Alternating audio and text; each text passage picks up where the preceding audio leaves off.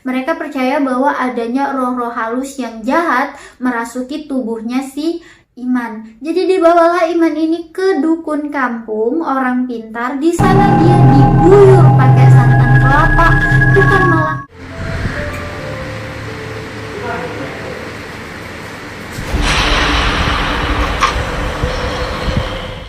And welcome back to Lala, so stay on my channel. Langsung saja kita bercerita, mengulas ulang cerita 80-an. Nah, di cerita 80-an ini gue mendapatkan informasi dan ini sangat bagus banget buat gue ceritain. Karena cerita ini banyak sekali menginspirasi orang-orang tua yang suka melakukan kekerasan terhadap anaknya. Jadi guys, kita sebagai orang tua, ya kita semua, kita yang cewek, ya kita yang cowok yang masih lajang, gak mungkin kan cewek cowok di luar sana, kalian yang lajang, itu tetap lajang seumur hidup. Kalian juga akan menikah dan menjadi orang tua ketika kalian memiliki buah hati dari hasil perkawinan kalian. Kasus penganiayaan yang membuat Indonesia kelam banget, menyedihkan, menguras air mata seluruh masyarakat Indonesia.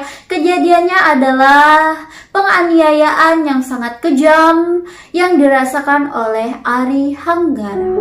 Kasus penganiayaan ini terjadi pada tahun 1985. Siapa yang menganiayanya? Yaitu ayah kandungnya sendiri dan ibu tirinya. Pada tanggal 13 April 1985, Ari dan saudaranya ini dan juga ayah kandungnya itu pindah ke rumah Santi. Santi itu adalah seorang wanita karir, dianya pekerja kantoran. Sedangkan saat itu ayahnya Ari itu cuman pengangguran.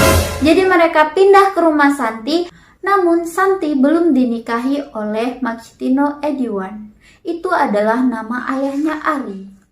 Ari bersekolah di perguruan Jakarta Pusat.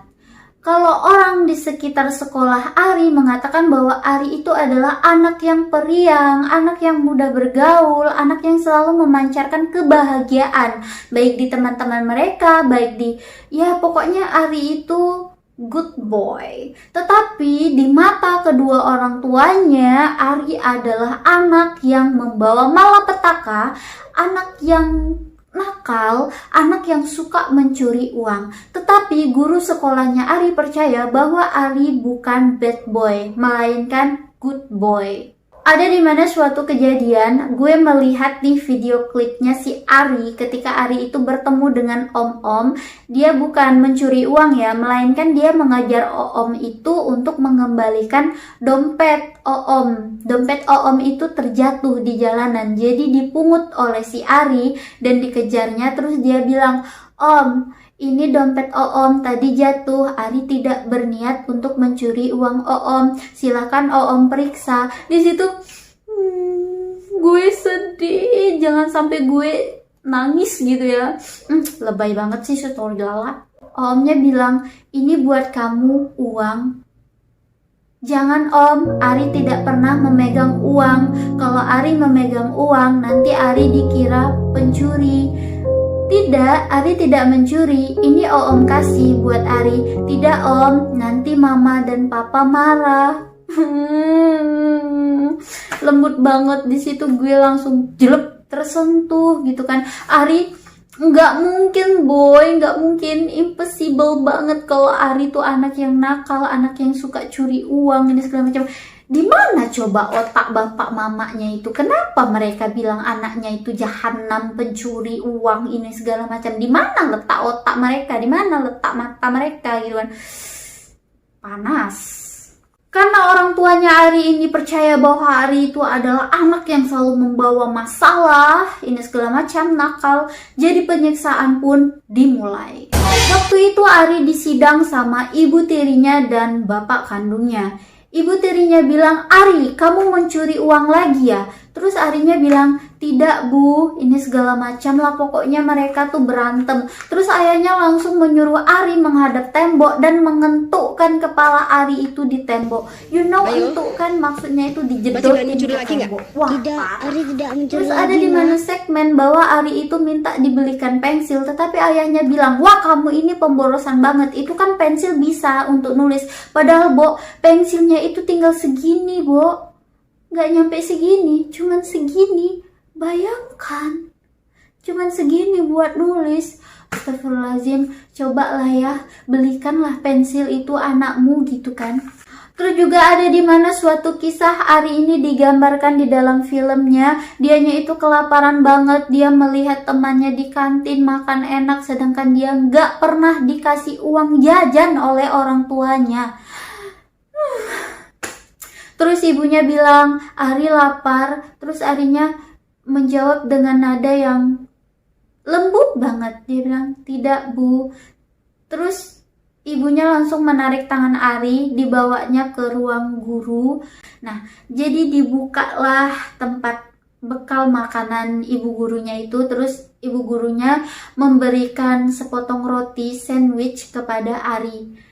Ari ngomong ke ibu gurunya, bilang kayak gini, jangan bu, nanti kalau mama dan papa tahu Ari bisa dipukul kalau makan makanan yang ibu kasih.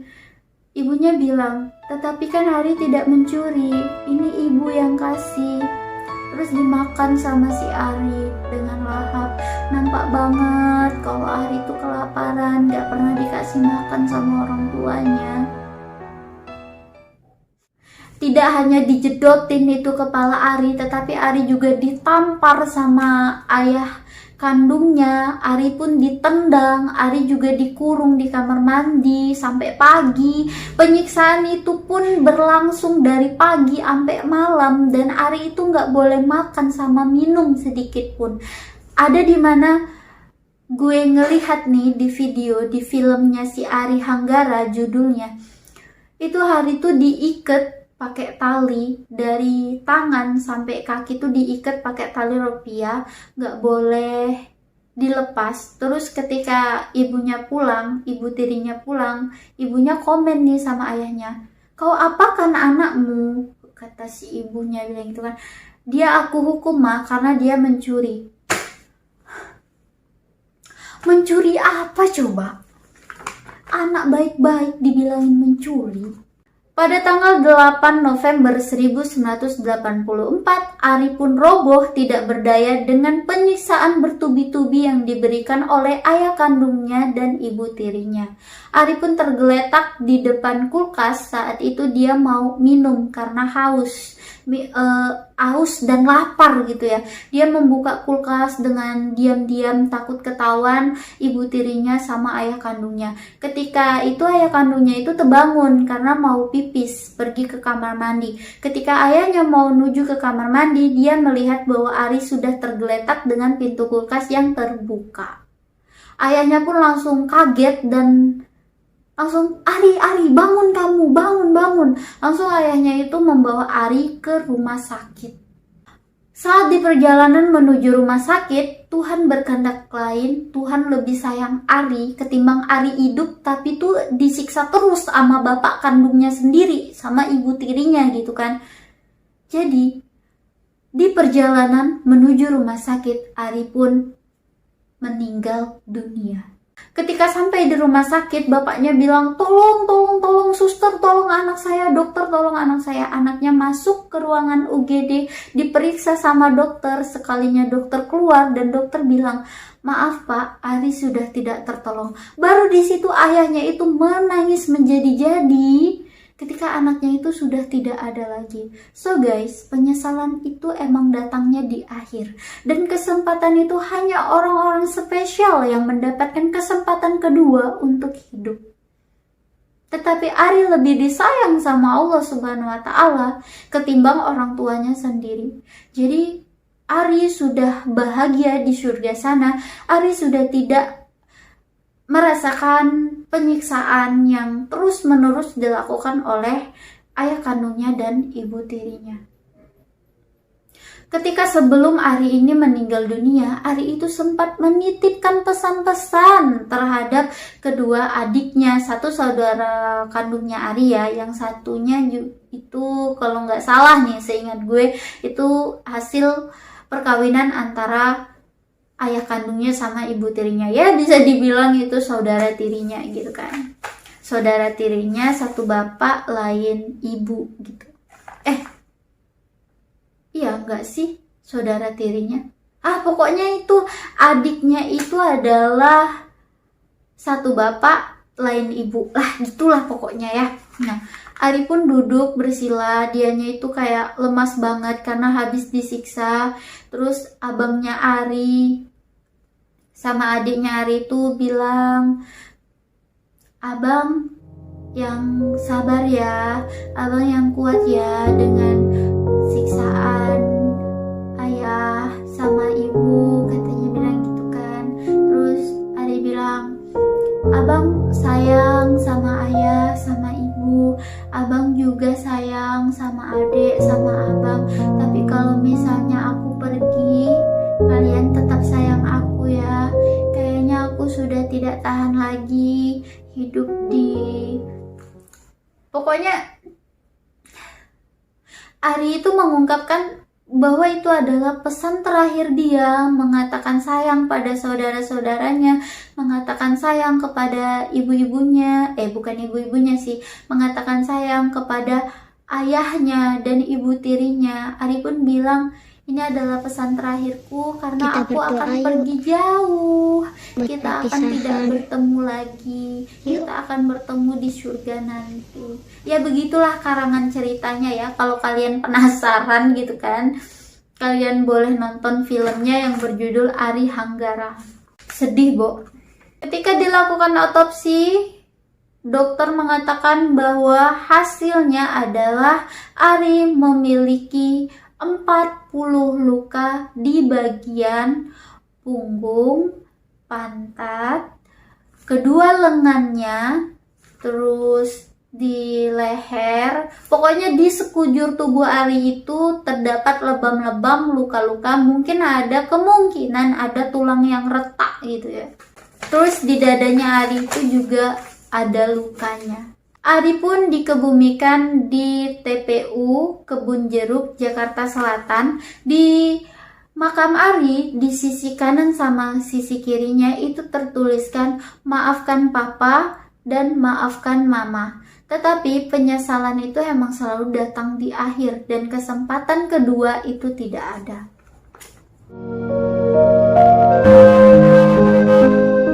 Duka nasional. Ketika sudah diketahui bahwa Ari itu meninggal bukan karena penyakit, tetapi melainkan karena disiksa sama sama ibu tirinya dan ayah kandungnya, seluruh warga di komplek itu pada demo mengatakan bahwa jahanam orang tua, nggak ada otak, orang tua kesetanan, orang tua pokoknya bla bla bla, ngejudge yang buruk-buruk lah. Tetapi emang bener sih, emang kesal gitu kan. Dia tuh nggak istighfar gitu apa yang dilakukan kepada anaknya gitu kan, ngucap kayak ngurut dada kayak ini segala macam gitu kan. Anak yang baik kayak gitu dibilang anak yang pencuri, inilah itulah. Kemudian ayah kandungnya Ari divonis selama 5 tahun penjara, sedangkan ibu tirinya divonis 2 tahun penjara.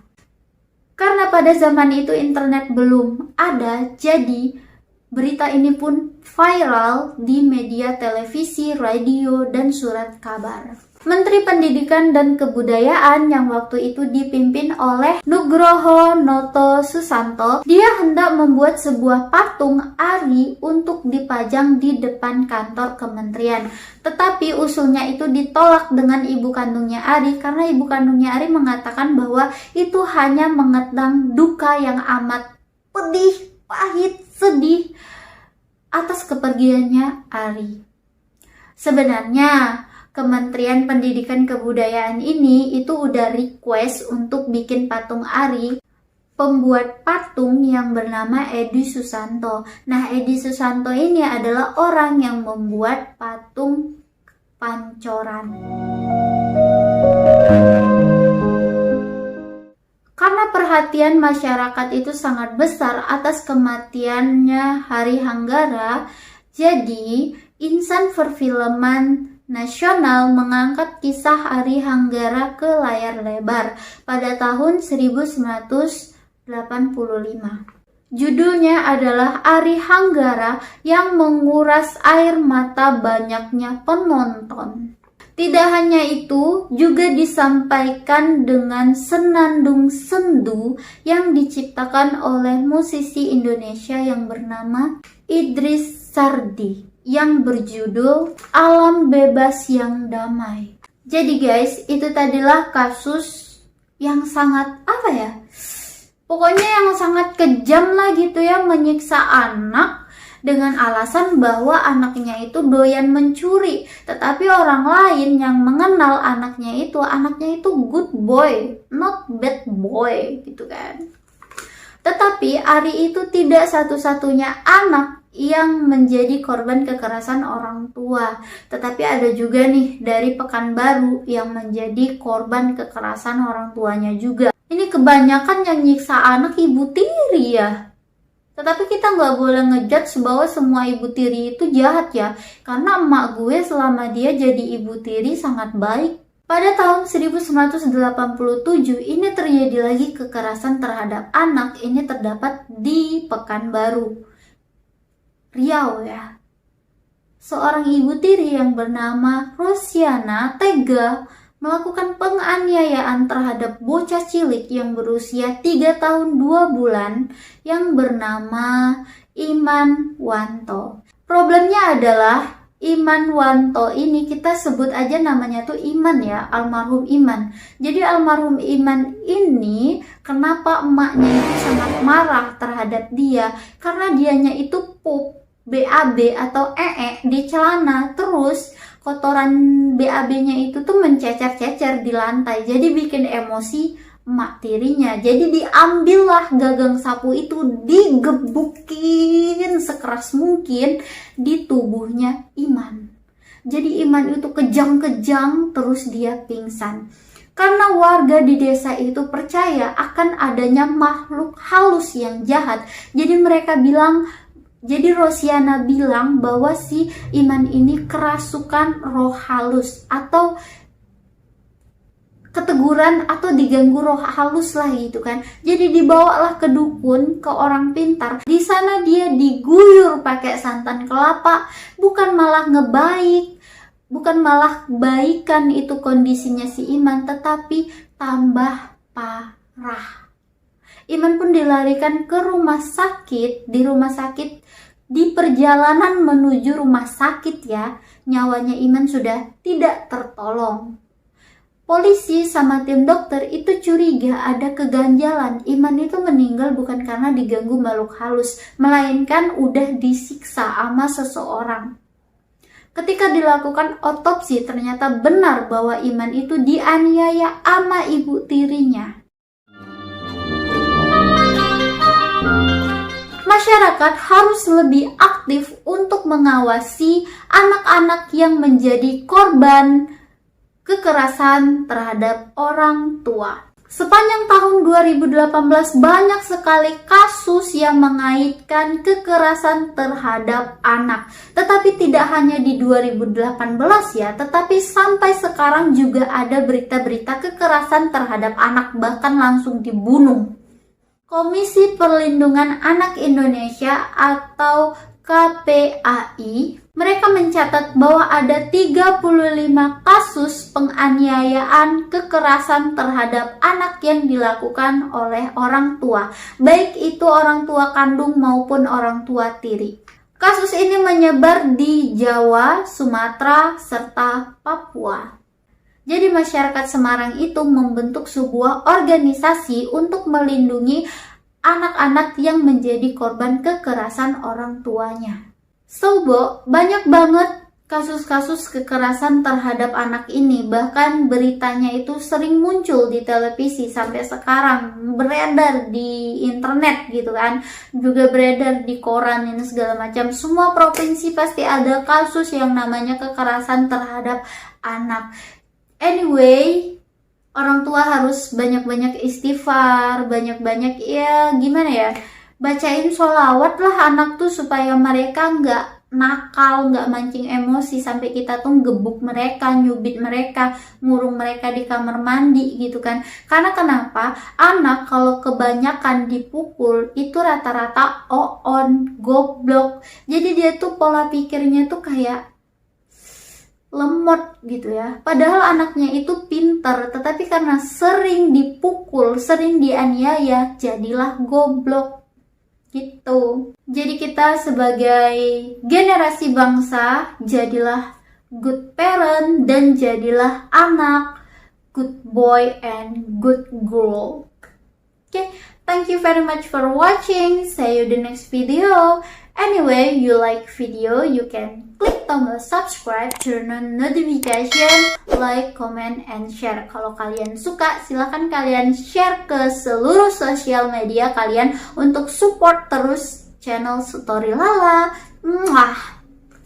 Dan kalau kalian memiliki cerita-cerita yang epic, menarik, silahkan kalian kirim ke Gmail gue, nanti gue ceritain sesuai request yang kalian minta. So kalau kalian punya kejadian-kejadian mistis atau kejadian yang gak menyenangkan di dalam hidup kalian, kalian bisa curhat ke Gmail gue. Nanti gue ceritain dengan inisial Mr. D, dan cerita itu bukan mengandung judge atau apalah gitu, karena kita bercerita itu untuk mengungkap kisah masa lalu dan dijadikan pelajaran di masa sekarang gitu. Itu gunanya storytelling menurut gue ya. Bye bye. Jangan lupa, karena yang manis itu hanya milik Lala seorang. Bye bye.